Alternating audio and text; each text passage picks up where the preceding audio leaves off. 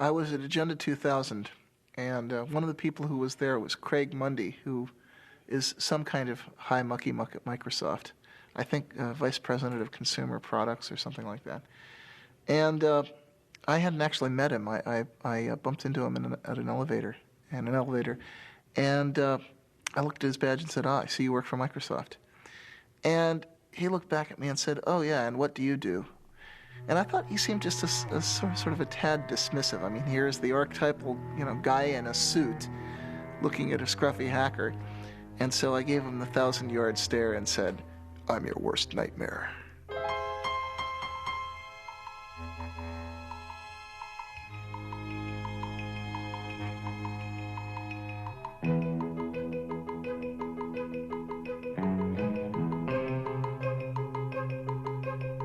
For most of its short but colorful history, the computer industry has been dominated by the Windows operating system. But that could soon change, as Windows faces a strong challenge from Linux.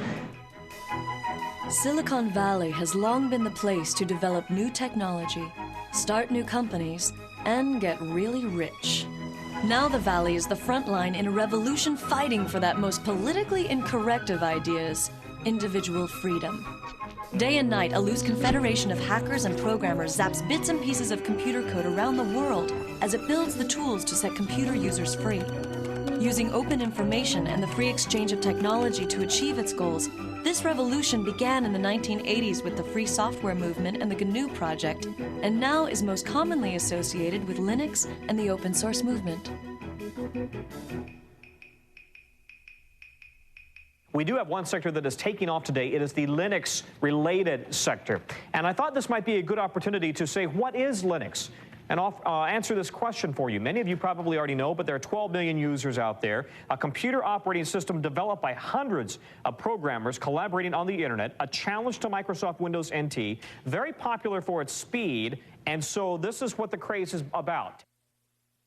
To kind of explain what Linux is, you have to explain what an operating system is. And the thing about an operating system is that you're never ever supposed to see it, because nobody really uses an operating system. People use programs on their computer. And the only mission in life of an operating system is to help those programs run. So an operating system never does anything on its own.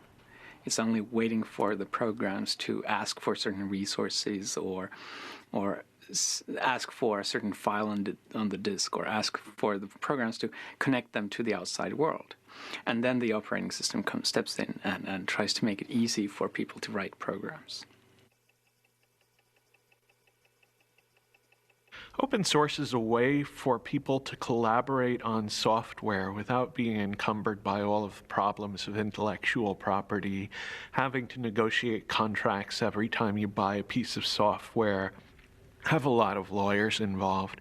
In general, we just want to get the software to work, and we want to be able to have people contribute fixes to that, etc. So we sort of sacrifice some of the intellectual property rights and just let the whole world use the software.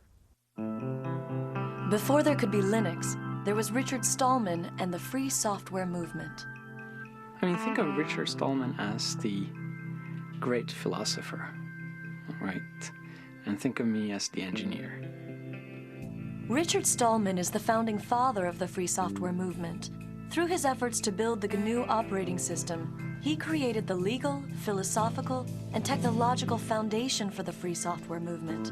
Without these contributions, it's unlikely that Linux and open source would have evolved into their current forms today. I joined the MIT Artificial Intelligence Lab in 1971. I joined a thriving community of hackers, people who loved programming, loved exploring what they could do with computers, and they had developed a complete operating system, entirely written there. And I became one of the team that continued to improve the operating system, adding new capabilities. That was my job, and I loved it. We all loved it. That's why we were doing it. And we called our system the incompatible time-sharing system, which is an example of the playful spirit which defines a hacker. Hackers are people who enjoy playful cleverness. Well, it first started going wrong as the outside world started pressuring us to have passwords. We didn't have any passwords on our computer. And the reason was that the hackers who'd originally designed the system realized that passwords were a way that the administrators could control all the users. And they didn't want to build tools, locks and keys for the administrators to control them. So they just didn't do it. They left that out. And we had the philosophy that whoever's sitting at the computer should be able to do whatever he wants, and somebody else who was there yesterday shouldn't be controlling what you do today. When they put passwords onto one of the machines at MIT, I and a bunch of other hackers didn't like it. I decided to try a subversive sort of hack. I figured out how to decode the passwords, so by looking at the database of encoded passwords, I could figure out what each person would actually type to log in. And so I sent messages to people saying, hello, I see that you've chosen the password mumble, or whatever it was. How about if you do as I do, just type enter for your password. It's much shorter, much easier to type. And of course, with this message, I was implicitly telling them that the security was really just a joke anyway. But in addition, I was letting them in on this hack. And eventually, a fifth of all the users on that computer joined me in using just enter as their passwords. Where did the ideas that led to what is now called open source, how did that begin? Who began that? Well, it actually began with the start of computers, because at that time, software was just passed around between people. And I think it was only like in the late 70s, early 80s, that people started really closing up their software and saying, no, you can never get a look at the source code. You can't change this software, even if it's necessary for you to fix it for your own application. And you can actually blame some of that on Microsoft. They were one of the real pioneers of the proprietary software model. In the mid-1970s, a group of hackers and computer hobbyists in Silicon Valley formed the Homebrew Computer Club. In the club's January 31st, 1976 newsletter, Bill Gates of the recently formed Microsoft wrote an open letter to the community where he made a point-by-point argument for the relatively new concept of proprietary software.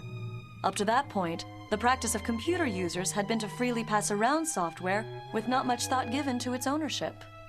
Known as an open letter to hobbyists, Bill Gates writes, "To me, the most critical thing in the hobby market right now is the lack of good software courses, books, and software itself. Without good software and an owner who understands programming, a hobby computer is wasted. Will quality software be written for the hobby market?"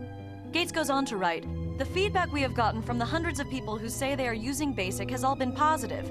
Two surprising things are apparent, however. One, most of these users never bought BASIC, and two, the amount of royalties we have received from sales to hobbyists makes the time spent on Altair BASIC worth less than $2 an hour.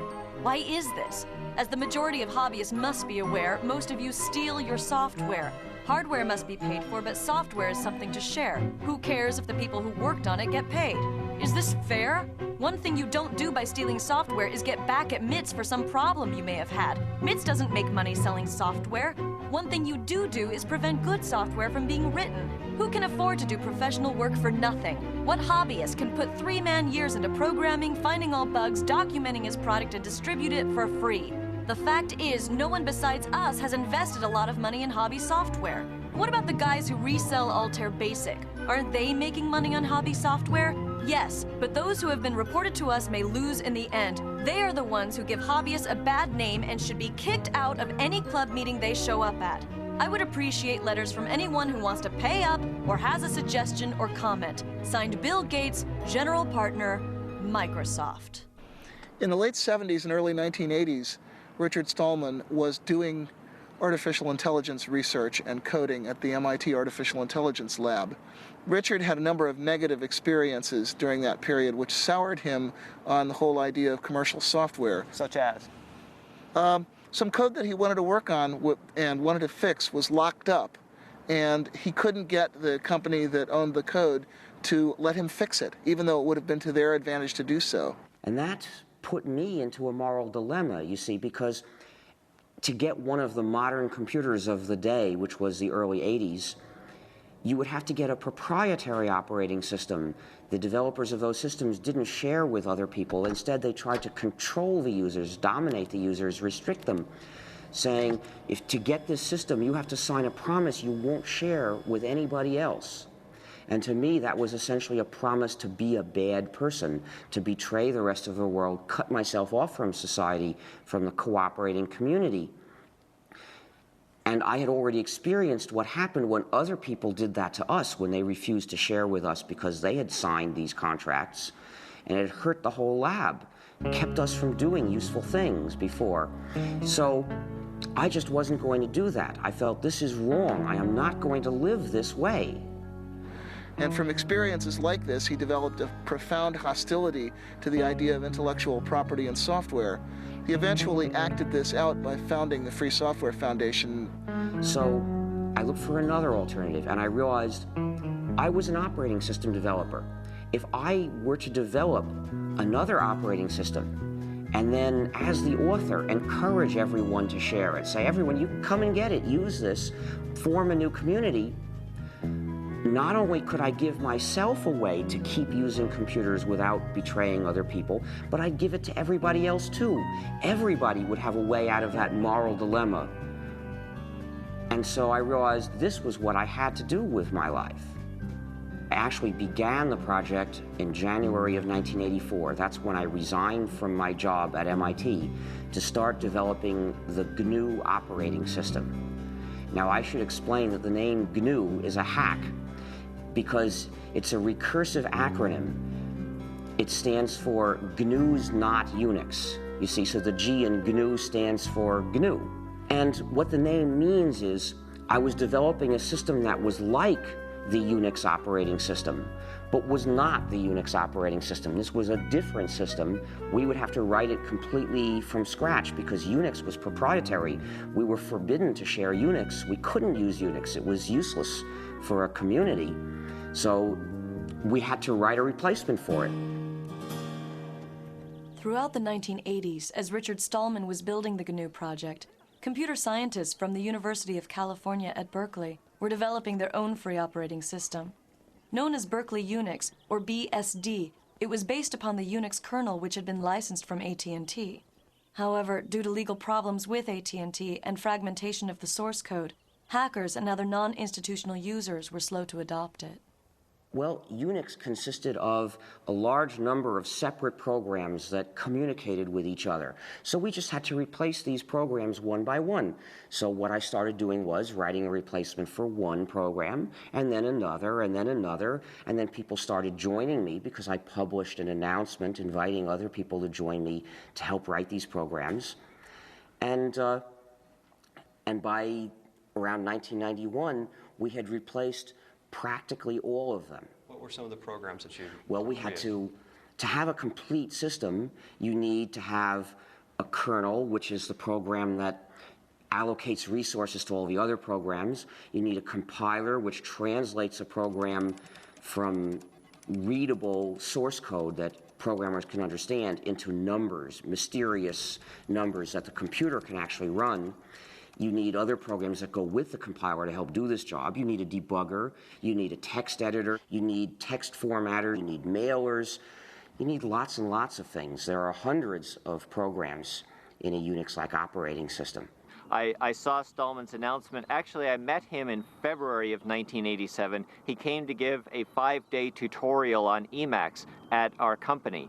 And during the day, he would explain new ways to think about Emacs and ways to extend and enhance it and to use the Emacs source code for better or worse. But in the evening, he was busily working on this compiler, and he had not yet released it to the public, so he was being a little bit careful about who got to see the source code. But I was very eager, and when he first announced it in June, I downloaded it immediately. I played with it. I got some pointers from him, and when I sent the source code back to him, he was very actually amazed at how quickly I was able to ramp up on his technology. Whenever we worked on something at Stanford or in the university, we would get, mostly at the time we were working off of machines from Digital Equipment or Sun, mostly Sun. Whenever we would get a Sun machine, the first thing we would do is we would spend literally days downloading GNU free software from the internet, building it and installing it on that Sun machine. The crucial thing about GNU is that it's free software. Now, free software refers not to price, but to freedom. So think of free speech, not free beer. The freedoms that I'm talking about are the freedoms to make changes if you want to, or hire somebody else to make changes for you if you're using the software for your business, to redistribute copies, to share with other people, and to make improvements and publish them so that other people can get the benefit of them too. Now, those are the freedoms that distinguish free software from non-free software. These are the freedoms that enable people to form a community. If you don't have all these freedoms, you're being divided and dominated by somebody. My first experience contributing to free software came in late 1989, early 1990. I was working as a graduate student at Stanford University on computer-aided design tools. One of the pieces I needed was a tool called a parser generator. Well, the Free Software Foundation under Richard Stallman had created a great tool called Bison. I needed a tool that worked with C++. Bison worked with C. I modified Bison to create something called Bison++. And it was a tremendous feeling of empowerment to be able to take a piece of software that was available and create what you needed in a very short piece of time by modifying it. I put it back on the internet, and I was amazed at the number of people that picked it up and started using it. In fact, I remember going to job interviews. I at various times considered just going out and getting a job, and I had gone to a job interview, and I was talking with one of the people, and I started asking them about what tools they used, and they said, gee, we use Bison++, and I said, oh, I'm the author of Bison++. Free software generally does have a copyright, it does have an owner, and it has a license. It is not public domain.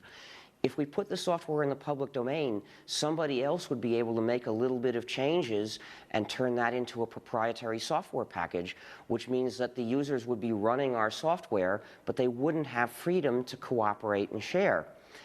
To prevent that, we use a technique called copyleft. The idea of copyleft is that it's copyright flipped over.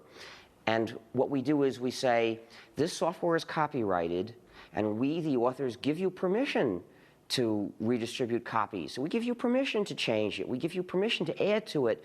But when you redistribute it, it has to be under these terms, no more and no less, so that whoever gets it from you also gets the freedom to cooperate with other people if he wants to.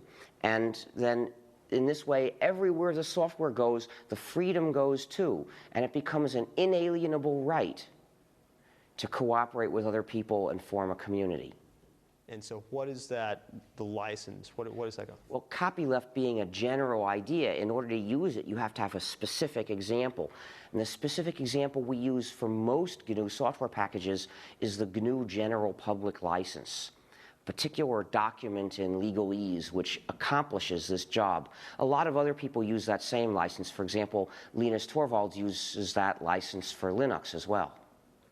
Well, the license I use is the GNU General Public License. That's the one that Richard Stallman wrote, and I think it's a really astounding contribution. It's one of the few software licenses that was written from the standpoint of the community rather than from the standpoint of protecting a company or, as is the case with the MIT and the BSD license, performing the goals of a government grant program.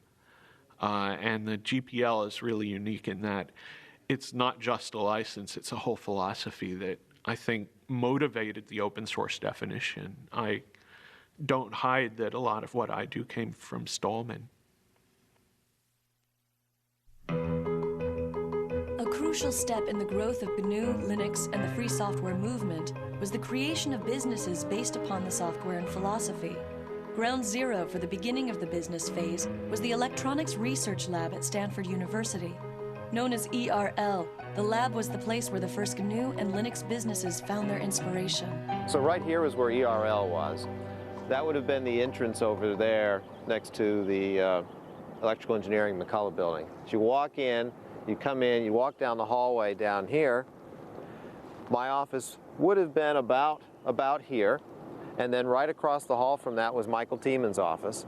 Michael Tieman took and started a company, Cygnus Software, but the idea was to sell consulting and services around the GNU free software. And, well, Michael's done very well with Cygnus.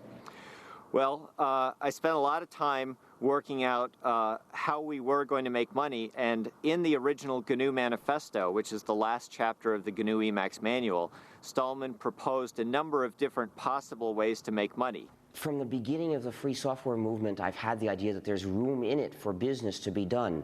One of the advantages of free software is that there's a free market for any kind of service or support.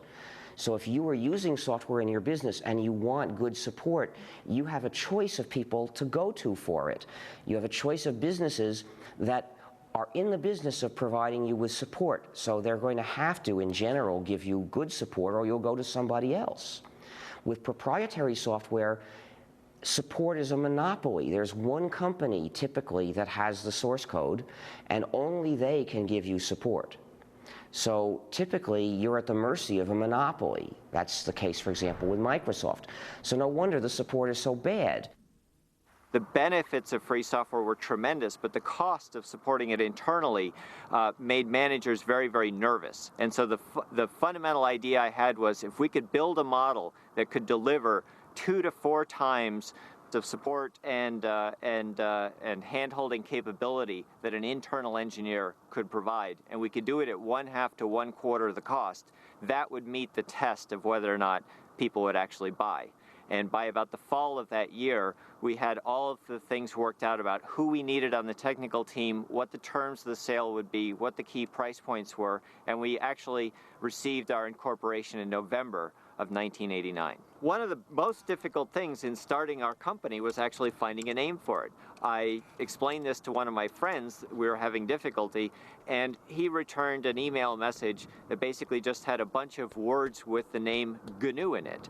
And Cygnus was the one that looked least obnoxious and least obscene. I can say very clearly that Cygnus was the first business that specialized in free software. Cygnus supported free software, filled a very essential niche because we had this great software. You could get it for nothing, but you couldn't get support, and they made their money by charging for support.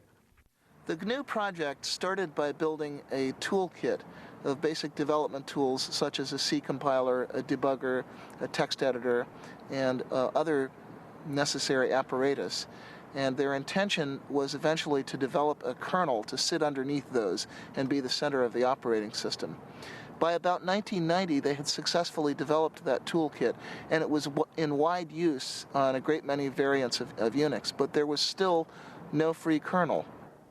The kernel happened to be one of the last things we started to do, and we had started it not long before. And that's when Linus Torvalds came along. Linus or Linus? What's your preferred pronunciation? When I speak Swedish, it's Linus. When I speak Finnish, it's Linus. When I speak English, it's Linus. And I really don't care how people pronounce my name. But Linux is always Linux. He developed a kernel and got it working faster than we got ours working, and got it to work very nicely and solidly. His kernel is called Linux. The initial goal was my very personal goal, to be able to run a similar environment on my computer that I had grown used to at the university computers. And I could not find anything that suited me for that, right? So having been doing computers for all my life, basically, at that point I just decided that I'll do my own. Most of the inspiration early on came from Sun OS, which was what I was using at the university at the time. Which university? University of Helsinki in Finland. From 1991 to about 1993 was really, I guess, the infancy period of Linux. That was when it was still only alpha or beta quality. It was relatively unstable, although even then it was a good deal more stable than a lot of what are now called production operating systems. Linus used the traditional tried and true method of writing one program that does the job, and he got it to work quickly, in fact, faster than I would have thought was possible. The term for it is monolithic, which means that basically the OS itself is one entity, indivisible, while in a microkernel, the operating system kernel is actually just a collection of servers that do different things, and then they have a common protocol for doing communication between themselves. So why is it that if the GNU project had so much lead time, so to speak, doing this, why is it that he was able to kind of come in at the tail end, so to speak? We actually started the GNU herd not long before he started Linux. And as it happened, though, we chose a design that's a very advanced design in terms of the power it gives you, but also turns out to be very hard to debug. We decided to divide up the kernel, which traditionally had been one program, to divide it up into a lot of smaller programs that would send messages to each other asynchronously to communicate. And the problem is that style of programming has a great deal of potential for bugs, which are often very hard to figure out because they depend on does this program send this message before or after this one sends that message, and the result was it took us years to get the thing to work. What is Linux's relationship to the GNU project? Well, there's relationships to GNU on kind of multiple levels. One is just a philosophical level of thinking that making your source open is a good idea. When Linus developed the kernel, he wasn't doing it for the GNU project. He did it independently. And he released it independently, and we didn't know about it. But some of the people who did know about it decided to look for what else they could find to put together with that kernel to make a whole system. And they looked around, and lo and behold, everything they needed was already available. What good fortune, they thought, but actually there was no chance about it. They had found all the pieces of the GNU system, which was missing just the kernel. So when they put all that together, really they were fitting Linux into the gap in the GNU system, but they didn't know that. There's a lot of these programs done by the Free Software Foundation and done by other people like Linux, and there's a symbiosis between Linux and the programs, so that the programs run on Linux and at the same time, and they take advantage of Linux as a platform, while Linux takes advantage of the programs by just being able to use them. What programs?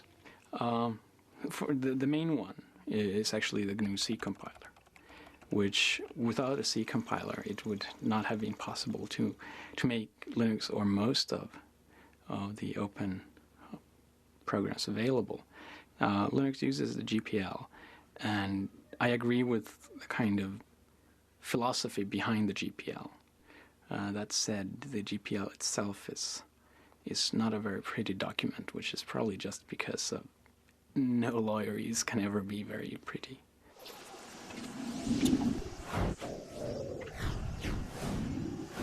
Well, I'd been playing around with Linux for actually late 92, early 93 for about a year before I decided it was to the point where it actually had everything that I needed to really replace the Sun workstation. And I was looking for a way to have a Unix workstation at home. At the time, we used Sun SPARC stations in the office at Stanford. Those machines cost us about $7,000. Now, I desperately wanted a Unix machine at home. There's always this thought you get as a graduate student, gee, if I could work at home, then I would be so much more productive. I would graduate sooner because I would finish my thesis sooner. Well, is it true? Well, you can judge, you know. Most people end up spending a lot of their time becoming more productive so that if they ever actually worked on their thesis, they'd finish it in a day. It takes a while sometimes. So I decided I wanted a Unix machine at home. And I went out there and was able to use Linux together with a PC. For about $2,000, I put together a system that was 1.5 to 2 times faster than that $7,000 Sun SPARC station. That was absolutely amazing. I had 1.5 to 2 times the speed at 1/3 to 1/4 the price. Light bulbs went off. I knew there was an opportunity here. This was a chance to really do something better than what Sun has done around open source. and Linux? I called it Linux originally as a working name, and that was just because Linus, and the X has to be there. It's Unix. I mean, it's like a law. And what happened was that I initially thought that I can't call it Linux publicly because it's just too egotistical, and that was before I had a big ego, right? They thought they were taking a whole bunch of components and putting them around Linux. So they ended up calling the whole thing a Linux system, and somehow that term caught on, and the result is there are now 10 million people using this variant of the GNU system, the GNU/Linux operating system, and most of them don't know it. Some people advocate that it be described as GNU/Linux. I mean, what's your thought on that? Is that justified, or? Well, I think it's justified, but it's justified if you actually make a GNU distribution of Linux. The same way that I think that Red Hat Linux is fine, or SUSE Linux, or Debian Linux. Because if you actually make your own distribution of Linux, you get to name the thing. But calling Linux in general GNU Linux, I think, is just ridiculous. I got involved in fall '93 because I was sent a copy of the first CD-ROM commercial Linux distribution, which was called Yggdrasil. It was produced by Adam Richter. And I got a copy because I had been myself writing free software for a long time, since the early 80s. I was actually one of the early GNU contributors myself. And I was absolutely astonished. I was completely astonished because I'd been a software engineer for nearly 15 years at that point. And according to all the rules I knew about controlling complexity, keeping your project groups small, having closely managed objectives, Linux should have been a disaster, and it wasn't. Instead, it was something wonderful, and I was determined to figure out how they were getting away with that. In order for Linux to grow beyond the world of the computer programmer, it needed a use, an application that made it a must-have technology. That threshold was crossed with the development of a program that made complex websites possible. That program is the Apache web server. The killer app of Linux was undoubtedly the Apache web server. If you look at the history of Linux, the adoption curve of Linux and the adoption curve of the internet exactly track each other. 1993, which was when the Apache web server project really got started, was also the beginnings of the popular ISP explosion, when the internet first became a mass market commodity and the idea of web-based electronic commerce and mass communication became real. I think it was one of the first applications that caused people to go, wow, if I install Linux, I get some tangible benefit from doing so, right? I mean, clearly there were a lot of interesting applications on Linux at the time, this being maybe 2 or 3 years ago when this thing really started to take off. But there wasn't a driving, you could almost say business case for someone to use Linux versus using NT until, I think, Apache. And a lot of the things that plugged into Apache and enhanced Apache. I mean, when you went to go out and build a server farm, it was much more cost effective, real dollar terms, to build it on Linux and Apache than it was to build it on IIS and NT, even if it meant that you had to spend a little bit of money to train your staff to learn how to use that or to find people who were knowledgeable. But the good news was that that knowledge wasn't very expensive because there are all these college students out there who had been using Linux for a long time and were very familiar with it. If you look at the trend curves in web servers, Apache has steadily been gaining in market share ever since. It's up to something like 66% now. It's steadily clobbered all of the closed source competition. And that's because it's more reliable, it's more flexible, it's more extensible. It does what webmasters actually need. And the combination of Apache and Linux found its way into a great many commercial shops. Essentially, Apache became the application that motivated internet service providers and e-commerce companies to choose Linux over Microsoft's Windows. It would probably run best on Linux and on FreeBSD. And the reason is the communities around those operating systems are also the communities that contribute the most back to Apache, right? And they were also the operating systems that internet service providers started using very heavily as well. And internet service providers really liked Apache because it allowed them to do a lot of different things that some of the commercial web servers didn't, such as the ability to host more than one website on a single box, which clearly if you're an ISP and you have 40,000 users and they all want their own website is going to be pretty important to you. One of the key factors in the growth of Linux was the creation of companies that specialized in the distribution and support of the operating system itself. Among these companies, Red Hat Software is the best known. Red Hat started as a product of Mark Ewing. While he was working at IBM, he wanted a little better Linux distribution. He started playing around. Found out he spent more time maintaining his Linux distribution than he did working on his new project. So he sort of started the distribution itself. He met up with Bob Young, who at the time was running a company called ACC Bookstore, which was a mail-order PC Unix catalog. And Bob kind of knew he wanted something, more his own to market rather than reselling other people's products. And he was fairly good at marketing. And Mark knew he needed some marketing help because he was fairly good at the technical parts. So they kind of got together. I started working with Red Hat in May of 1995, basically right out of NC State, along with Eric Trowan, who me and him combined make up employees number 4 and 5. And we actually reported to work at an apartment that Mark Ewing used to live in. We took it over as kind of the development part of Red Hat Software, and stayed that way till about November of 1995 when a toilet we had in the apartment kind of exploded, flooded our downstairs neighbor, and she got a little upset, and the apartment folks found out we were running a business there instead of actually living there at the same time, so they decided to throw us out. So at that point, we had about a week to go find our first office, which we did, and get ourselves moved in a hurry. So.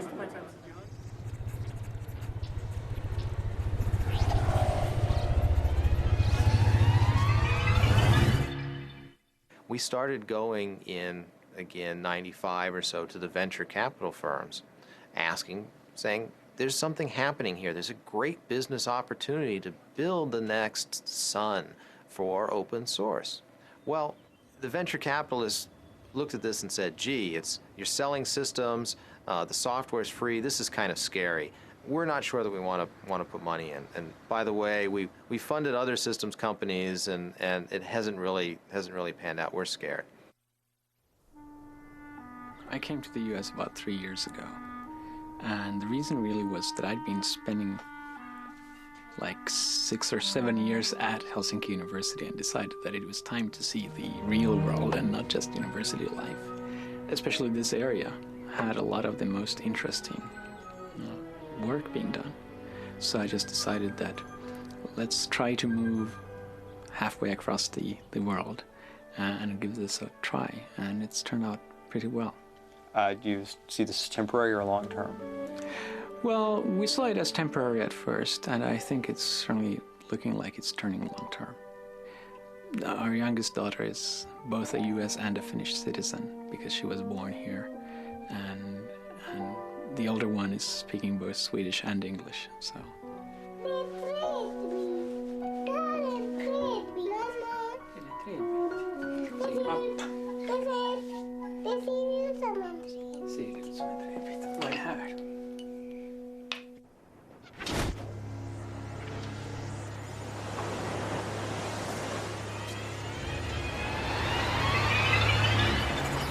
The next major event was one that I had a direct hand in. I wrote a paper called The Cathedral and the Bazaar, which was my observations, my anthropological analysis of what it was that made the open source world work. We didn't call it that then. We're still using the term free software primarily. So it was my observation of what made the free software world work and why we were able to produce extremely high quality software in spite of constantly violating all of the standard rules of software engineering. In that paper, I was setting up a contrast between two different styles of development, two opposed styles of development. One, which is the conventional closed development style, which I called the cathedral style. In that one, you have tight specification of objectives, small project groups which are run in a fairly hierarchical, authoritarian manner, and you have long release intervals. On the other hand, what I identified as happening in the Linux world was a much more peer-to-peer, decentralized market or bazaar-like style in which you have very short release intervals and constant solicitation of feedback from people who are formally outside the project, a very intense peer review process. And the startling thing was that the more I looked at this, the more it seemed that trading away all the supposed advantages of conventional closed development for that one single advantage of massive independent peer review actually seemed to win, actually seemed to get you good results. The reason Netscape is important is that they were the first large company to participate in open source. We had Cygnus providing support, but we didn't really have much business. And Netscape went open source essentially as a way to fight Microsoft, which was giving away Internet Explorer, but not letting anyone else have the source code, not letting companies collaborate. Working as part of the sales force, I got a good idea of why people bought our software and what it took to make our software successful in the marketplace against competitive products. However, the problem we were seeing is that as time went on, our software was being competed against by other people's software, particularly Microsoft's. And as time went on, the price of our software had to drop because other people were giving their software away at no charge or at little charge. No, the real problem was that they feared that Microsoft would achieve a monopoly lock on the browser market, and they would then use that monopoly lock to pervert, actually, the HTTP and HTML standards that the web depends on. And once they had turned those standards into lock-in devices, they could then use that control to drive Netscape out of the server market, which is where it was making its real money. My concern was that as time went on, Netscape's business would be threatened by the fact that we didn't have enough people to do all the things we needed to do as a company in order to keep our software viable in the marketplace.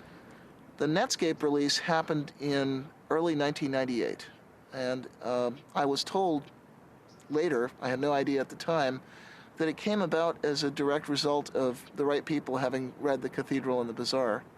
The Cathedral and the Bazaar, the paper by Eric Raymond, was a significant influence on Netscape's decision to release source code. Came as a complete shock to me. I wasn't really ready for the thought that I was changing the world, even by accident. However, it was not by any means the only influence on that decision, and not necessarily the most important one when all is said and done. As I said, Netscape had already been talking about releasing source code for quite some time before anybody had ever heard of Eric's paper. Linux Congress in early 1997, which was the first place that I gave that paper. And one of the people who heard it was Tim O'Reilly of O'Reilly Associates. And he thought it was pretty intriguing. And he asked me to give it at his first Perl conference, which was later that year in fall of 97. And apparently what happened, I was told later, although I had no idea this was happening at the time, is that some people from Netscape actually heard the paper at the Perl conference and took those ideas back to Netscape, and they kind of lit a fire there.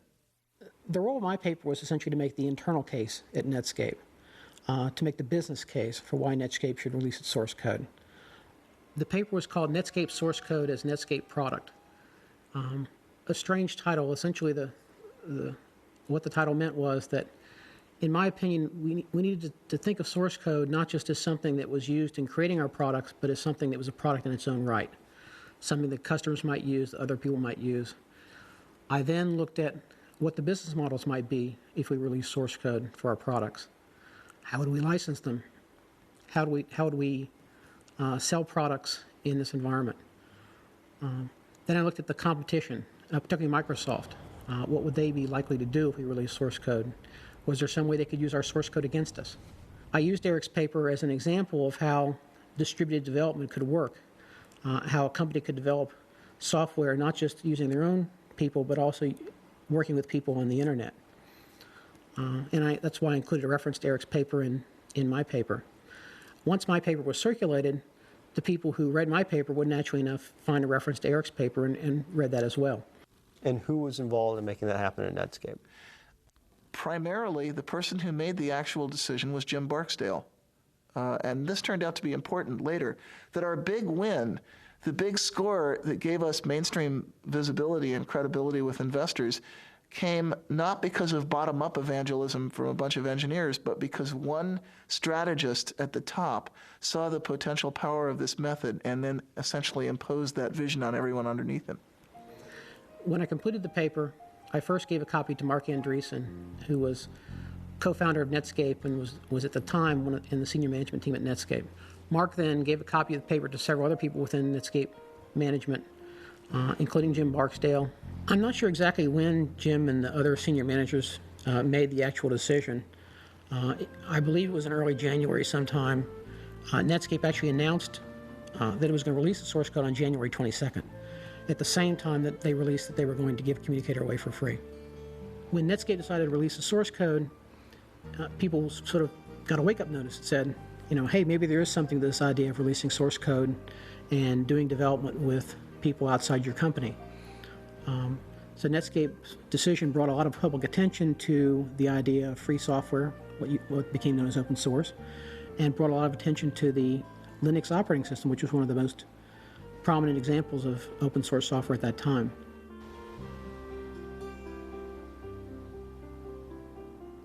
This is our first office, Mountain View, California. We moved here in early 1995. This is 4,000 square feet. It was an incredible leap of faith for us to move out and take the company to our own office. Now, what's really important about this place is that this is the office where the term open source was invented. If you walk into an executive's office and you say, free software, okay, if you're lucky, the response you'll get is something like,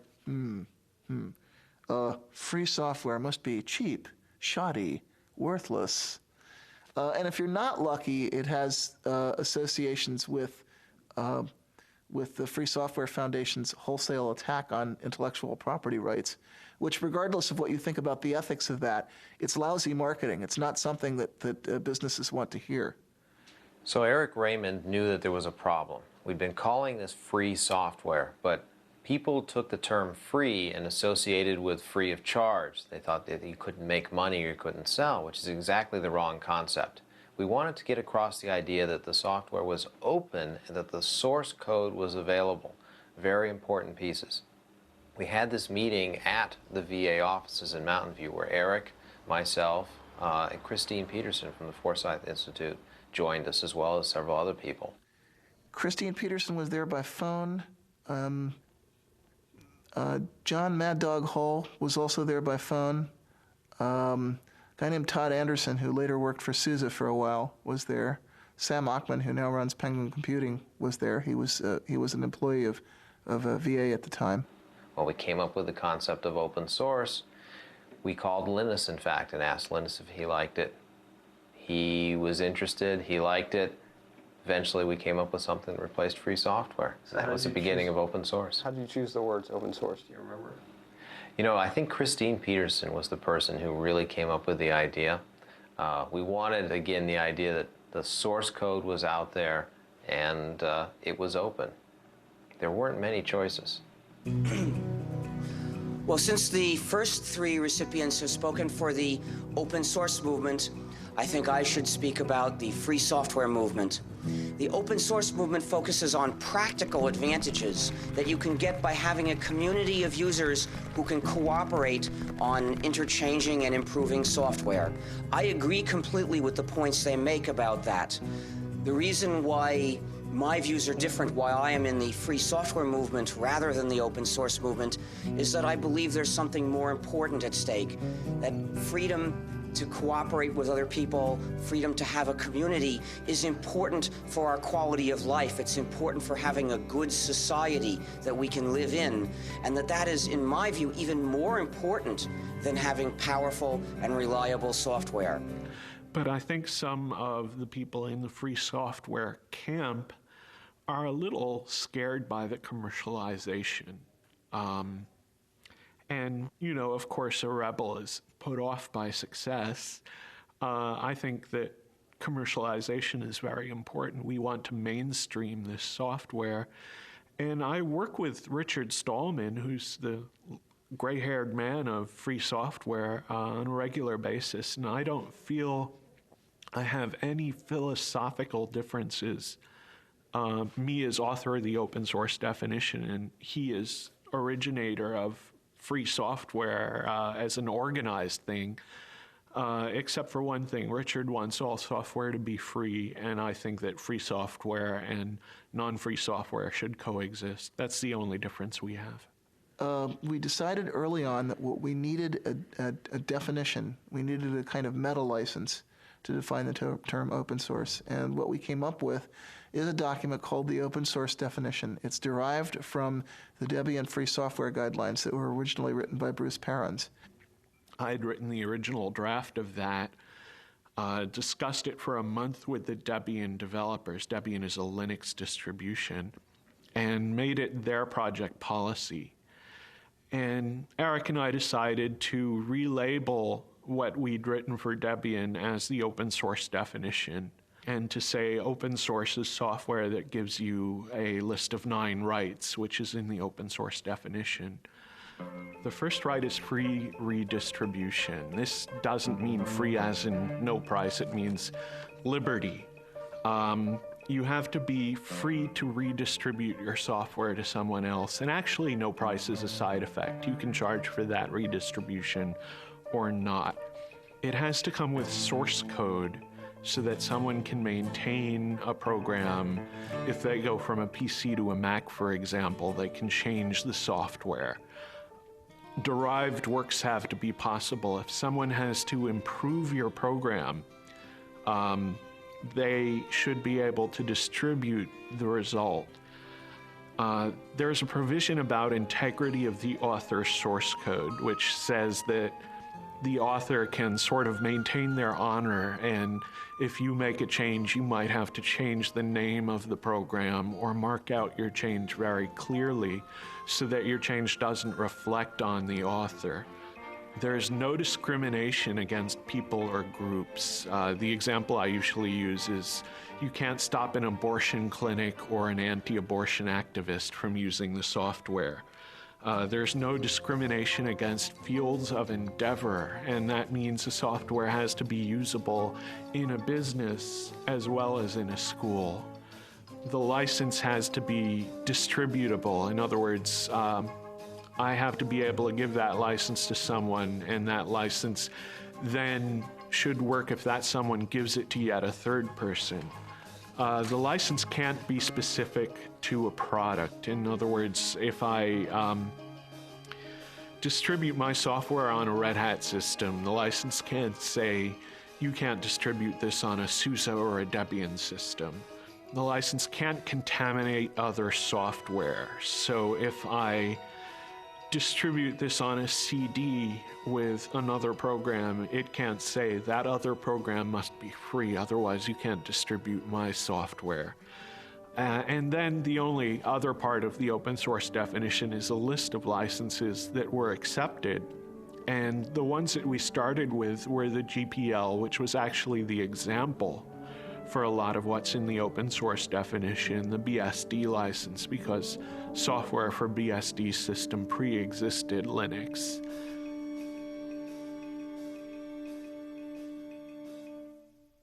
I think the next moment that I thought was really pivotal was when the database vendors flipped over, which happened about 3 months sooner than I expected it to. It actually happened in late July, early August.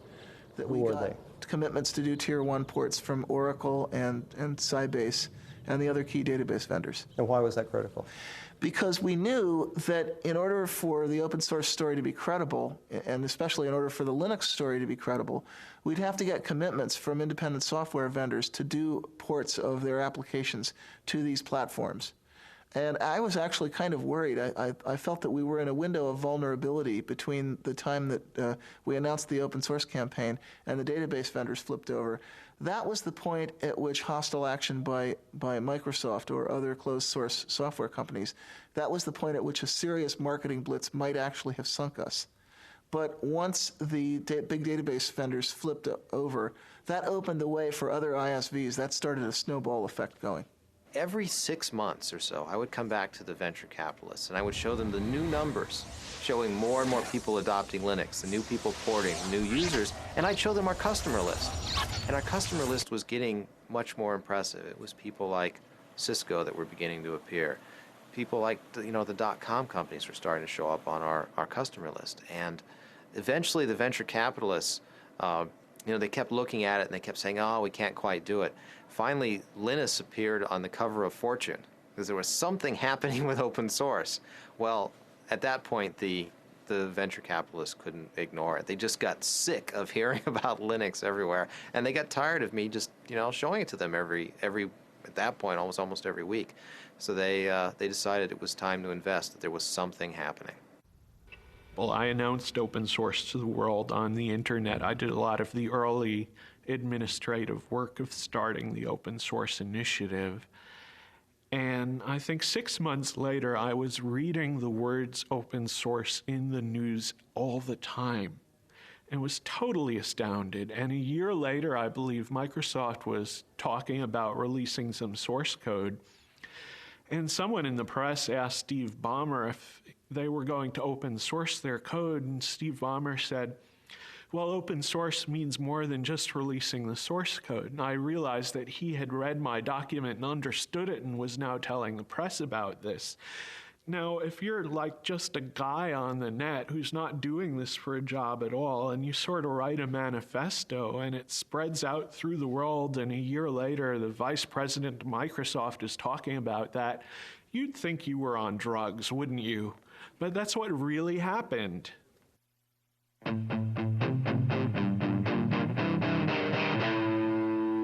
The local user groups tend to be more an issue of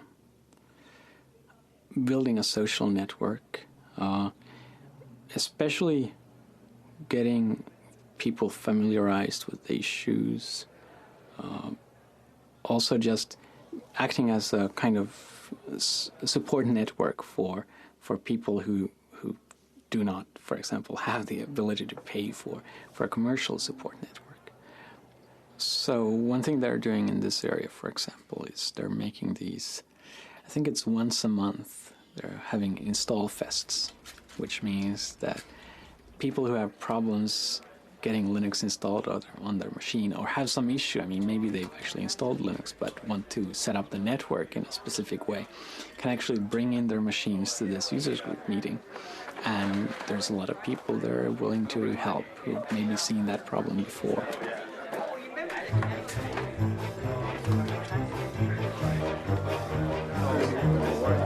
So the card that only connects locally, go back to this. Well, actually things aren't going so well. I tried it earlier myself. I had problems, and so I came to this install fest where all the gurus abound. Hopefully I'll have better luck getting it in. Instead of having sending emails or writing to news groups on the internet and waiting several days for the answer sometimes, it's easy to come here and find other people who might know about your problem and may be able to help you. And hopefully within a few hours you have your machine installed. Originally I wanted to install on my larger laptop, and so I just did a search on the net and found where there were resources to get help. And I'm here today because I'm trying to put Linux on this little guy right here, which is a Toshiba Libretto. And it's not the easiest thing in the world to do because it's a weird piece of hardware. So, are there any chairs around here?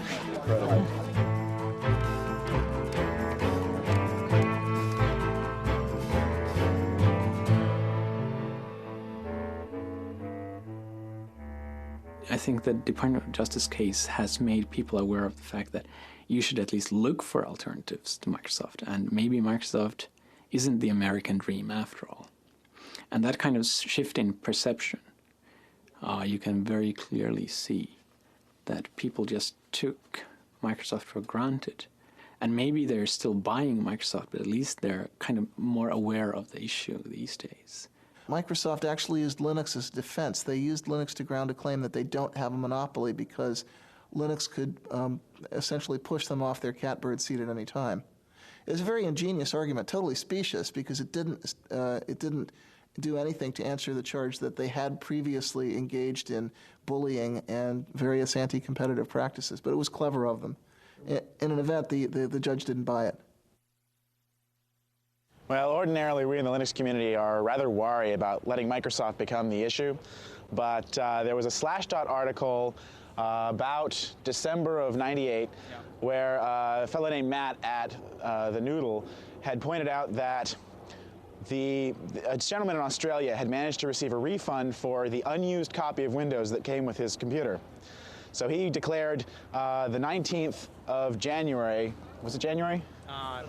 It's February, I'm sorry, the 19th of February, he declared the 19th of February Windows Refund Day, and he encouraged everyone to go to their computer manufacturers and return their unused copies of Windows as it was specified in the Windows End User License Agreement. Yeah, it's important to remember that in the license itself it says that you can receive a refund if you don't use the software, and that the manufacturer is bound by law to do this, or at least bound by contract. And we found that, you know, if you called up these manufacturers, they basically said, "It stopped bothering me, kid," and hung up on you. We didn't really want to sort of give out the location of where we were going to meet until, you know, at the very last second. So what we did is we had people meet at places that we could control in the different towns around here. So I was the San Jose marshal, and I believe, Nick, you were the San Francisco? Rick Moen and I did San Francisco. Right. Yeah.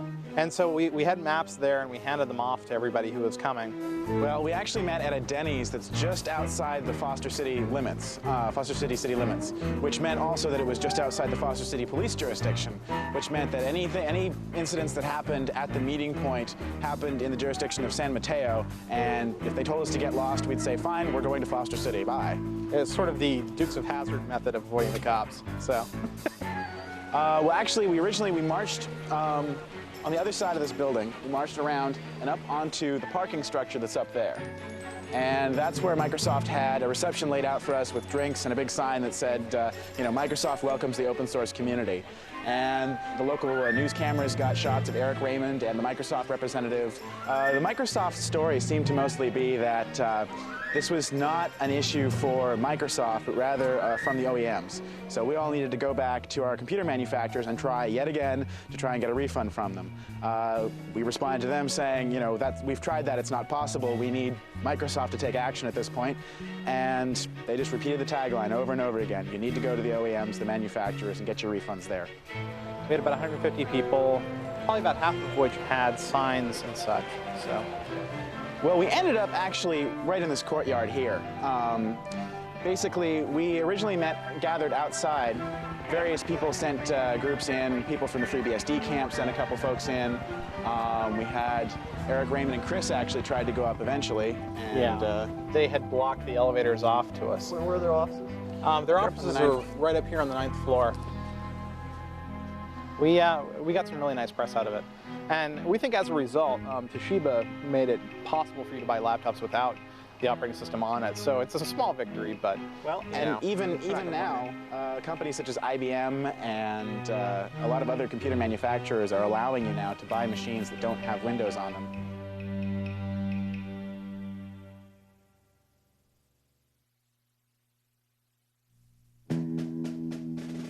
You know, when I was a kid and I went to school, the teachers were trying to teach us to share. They said if you bring some candy, you can't eat it all yourself, you've got to share it with the other kids. But now the administration says teachers should be teaching kids to say yes to licensing. If you bring some software to school, oh no, don't share it. Sharing means you're a pirate. Sharing means you'll be put in jail. That's not the way society should work. We need the goodwill, the willingness to help other people, at least when it's not too hard, because that's the basis of society. That's the fundamental resource that gives us a society instead of a dog-eat-dog jungle. So what about people that say that if you have rampant piracy, it will eliminate the profit motive, and then in the creative works software will not be? Well, they're wrong on both counts. For one thing, people are making a profit from developing free software, but for another, the freedom to have a community is more important. People that casually look at open source free software and think, well, because you're supposed to share and do it for people's goodwill, doesn't that seem somewhat communist? What's your response? Absolute nonsense. It makes me really angry when people do that. Well, back in 1989, actually, communism would have been a compliment. The word that people were using at that time was crazy. I wanted them to use capitalism. Communism is an ideology that forces people to share. If you don't share, you get thrown in jail or killed. In 1990, we got a visit from a director of an institute in Moscow University. And actually, I saw him in Helsinki just 2 weeks ago. But in any event, he came by, and Richard Stallman had suggested that he visit Cygnus because he was interested in understanding how the free software model might apply to stimulating entrepreneurial innovation in Russia, of all places. And we had been kind of secretive about our business plan because we weren't really sure that it was going to work, and we didn't want to look too stupid if it failed. But I was very, very open with him, and the more I told him, the more he started shaking his head like this. And I finally said, what's wrong? And he said, this sounds too much like communism to be successful in Russia. You go to a gulag and end up in a mass grave with a bullet in the back of your head. Open source is not communism because it doesn't force people. Karl Marx did not invent helping your neighbor. It's not communist to have a commons. A commons existed long before communism as a philosophy of government.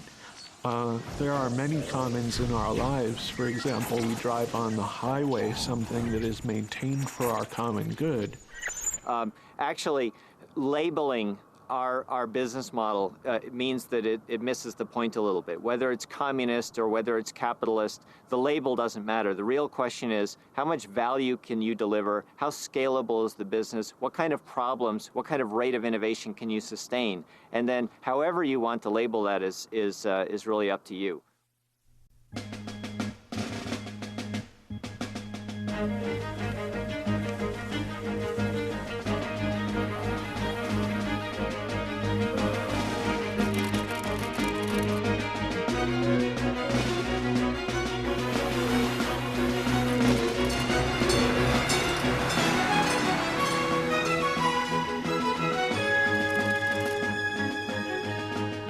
A lot of people described that August Linux World as Linux's coming out party.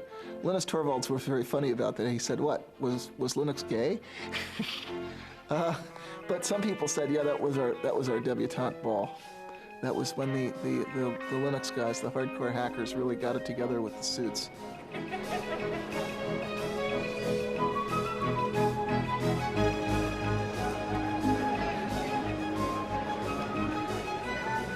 At 3 p.m. on August 10th, 1999, Linus Torvalds delivered the keynote address at Linux World. The crowd of 6,000 people began lining up at 12 noon.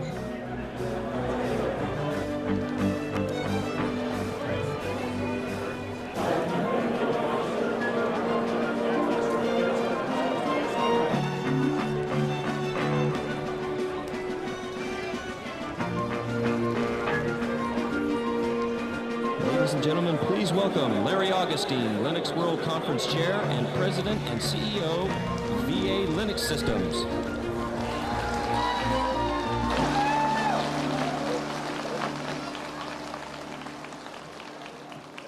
These guys have to clap. I pay them. Thank you all for being here. It looks like it's been a great show so far. If you'll indulge me for a moment, I'm going to try and avoid the glare of the lights and just I still think there's a lot of people, even though this is the second show, I still think there's a lot of people who don't quite get what it is that's so exciting about Linux. There's this great show going on next door, there's huge exhibits and everything, but it's the people out here that are the real contributors, not those companies. The person on next, I know you all know, so I don't have to give anything in the way of introduction. Ladies and gentlemen, I give you Linus Torvalds. Linus.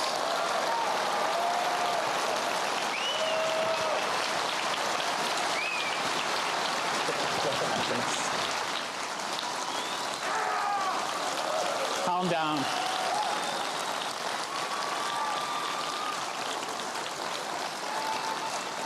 Calm down. Say, ooh. Yes. I don't want to just give one of my normal talks because I find them boring. Probably by now, most of you find them boring too because you've heard them like 10 times. But after the technical update, we'll actually try whether we can do a questions and answers session with 5,000 people or how many of you there are there. And it may not actually work out because one of the 5,000 people is really loud. The one thing I will do, which I always do in all my talks, is the gratitude thing. I want to kind of acknowledge the fact that I've obviously not been alone in doing Linux.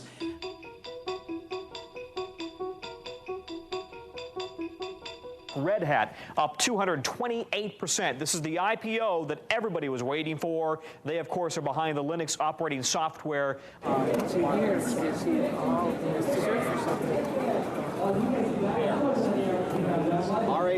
I know what it is. All I've gotten today are comments about what the stock price is all morning. You know, it was at 41, it was at 42, it was at 47, it was at 53, it was at 51.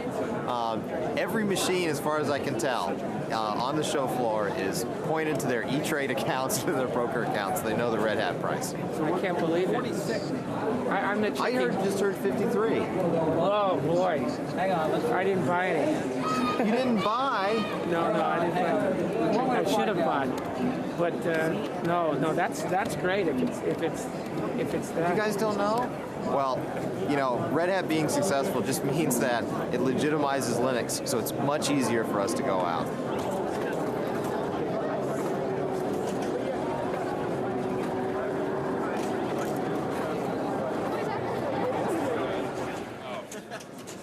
Yeah, our made-for-digital homoerotic adventure kits. The government confiscated that one. Yeah. It's kind of been a little bit divided. You've got a lot of people that are pretty hardcore, and they're kind of offended by that, you know, because they work really hard and they're not really getting maybe their fair share out of that.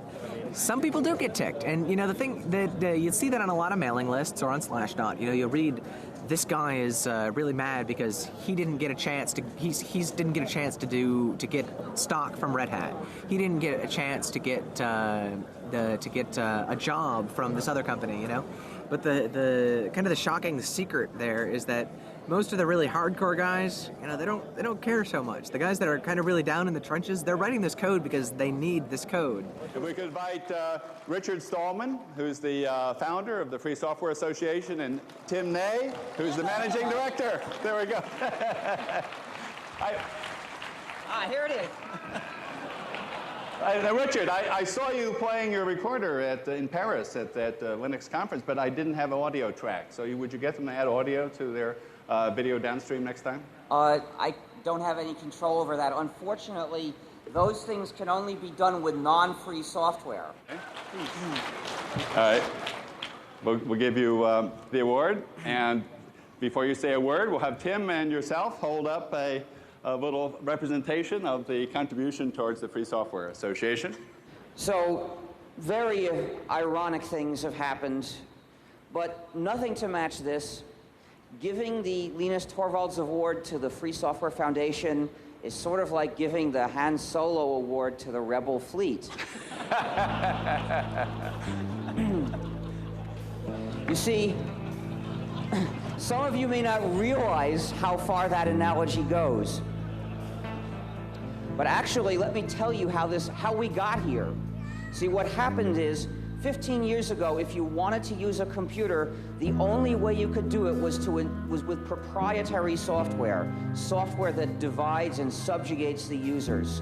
And most people a lot of people didn't like it, but they saw no alternative. But some of us were determined to make an alternative, and we said we're going to develop a free operating system, a free software operating system that will give users the chance to have freedom while they use their computers. Now, a lot of people said, well, it's a nice idea, but it's so hard, we'll never get it done, so I don't want to participate. I don't believe you can ever get it done. But luckily, not everybody said that. And clearly, we knew we would eventually get the kernel done. But as it happens, somebody else did a better kernel before we did. Now, in the old days, we had an overall strategy for calling people's attention to the importance of freedom, to the freedom that they can have or not have when they use a computer. Well, what can we do about it? As far as I can tell, the only workable way of trying to change this and make that strategy work again is to spread the word that the operating system you're using is actually the GNU system, somewhat modified, of course. And when people know this, they'll take a look at the reasons we developed this system, they'll think about these issues, and some of them will decide they agree. So I ask people, please tell people this is the GNU system. It's the combination of GNU and Linux, so we can call it GNU/Linux.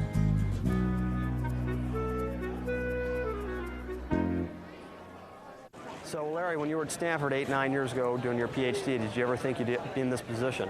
No. All kidding aside. No, I had no idea, honestly. What did you think you would be when you were finishing up your PhD? You know, that's a good question. I really didn't have a good idea. I mean, here we are on this huge show floor. There are people just going crazy about Linux. We had 6,200 people crammed into a room to see Linux speak last night. Here we are with, you know, all of these huge vendors all over the show. It's just, you have no idea that this is going to happen. I mean, this is just this little operating system that we were happy with, that a few people cared about. You know, I thought I'd have a nice little consulting business, and here I am suddenly with all of this huge show going on. It's just incredible. I mean, a year ago, you could look and say, you know, this is going to be big.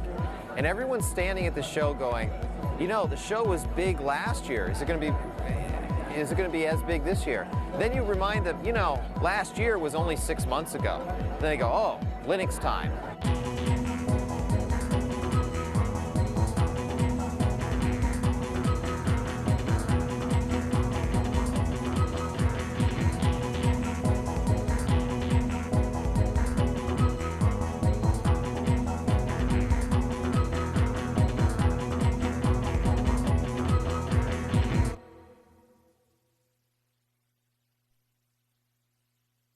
So leading up to the IPO, we had arrived actually in San Diego on Tuesday night. We spent Wednesday morning meeting investors in San Diego. We flew up to San Francisco. We spent Wednesday afternoon meeting investment firms in San Francisco. Then on the Thursday morning of the IPO was when our stock would be traded publicly. So it was nice that we had ended the tour in San Francisco, because we could go to the Credit Suisse trading desk the next morning to watch the public offering. And in San Francisco, being close enough to the company and to our families, we could invite people up to actually join us in the first trade. So I invited my wife, and we invited Linus and Tova and a number of other friends and people who worked in the company to join us. Whenever we invite Linus and Tova, they have 2 young children, and I have a daughter, Andrea, and we always bring the kids along. So we went into the Credit Suisse trading floor with all these traders, and there are these 3-year-old kids running around and chasing each other around the show floor, around the trading floor. So Linus and I walked in, and we walked up into the trading floor, and everyone was very excited. And we kept asking them, "Well, how's it going? Are things going okay?" And they said, "Oh, it's we're really excited. We think things are going well. We don't want to say, you know, we don't want to jinx anything." We walked in. It was a big screen TV showing CNBC. And it was amazing to us, but the theme for the day was Linux.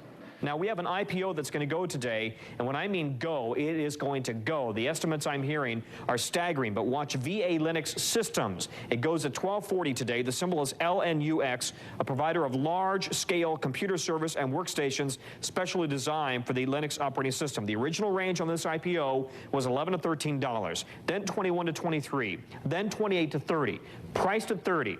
And the estimates I'm hearing, I don't want to repeat because I don't have a confirmation, but if they're true, they will blow your mind when this stock takes off at 1240. I turned to Linus and I said, "Gee, did you ever think, you know, you'd walk in here someday and Linux would be the theme on CNBC?" And Linus, in his joking way, said, "Oh, absolutely." So we walk in and they show us the buy and sell orders coming in, and it's incredible. We're seeing numbers like $320, $340 a share, and I'm just in complete shock. You know, this is over 10 times where we priced the offering. It was incredible. And I remember Linus just kind of sort of patting me on the back and saying, just, you know, relax. And it was pretty exciting to see that. I mean, it was just amazing. We were stunned. We were lucky that we were able to get back to the offices. We'd been in San Francisco, so we could come back to VA's offices to see everyone in the office for the IPO. We got back. We had everyone was obviously very excited. The IPO had done just tremendously well. We had a little party that we put together. It was interesting. While we were celebrating, though, there were plenty of people that were still trying to work. I recall cries of, "Be quiet, we're on the phone, we're working," as we went into the offices. One of the things I did was I gave the roadshow presentation for the employees back at the office so they could have an idea of what we'd been telling investors and understand exactly what we'd put together for them. But again, the story of the day is VA Linux now up 766% to $235 to $265. Sue, the best performing IPO ever. Here it goes. Sycamore Networks was priced at $38, surged to $270. This has just beat it. And by the way, so how do you feel about potentially billions of dollars of wealth being created from your creation, but you're not necessarily directly cashing out? So if I hadn't made Linux available, I mean, I wouldn't have gotten any money that way either. So I mean, it's a win-win situation. Just the fact that there are a lot of commercial companies means that there are a lot of Linux people who used to work on Linux kind of on the side. And now they get paid for doing what they wanted to do. And that helps me in the sense that I wanted them to work on Linux anyway.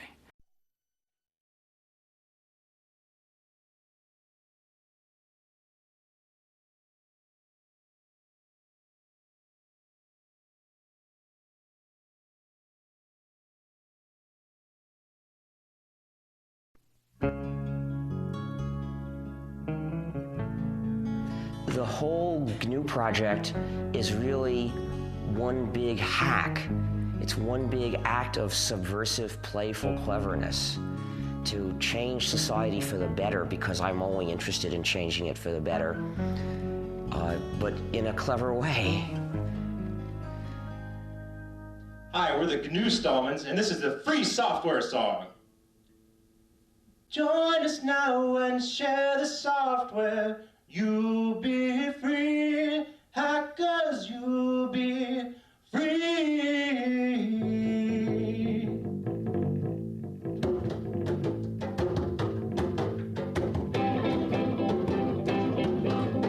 Orders may get piles of money, that is true. Hackers, that is true.